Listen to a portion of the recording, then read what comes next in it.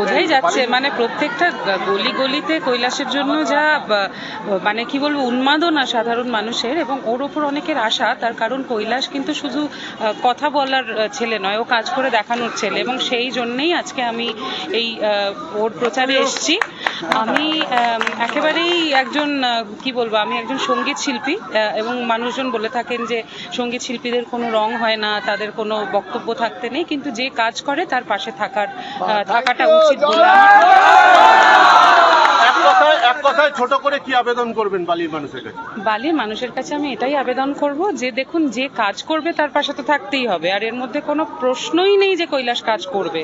ও ভোটে নমিনেশন পাওয়ার অনেক আগে থেকেই কাজ করে, সেই জন্য ওর প্রতি আমার অনেক আশা রয়েছে।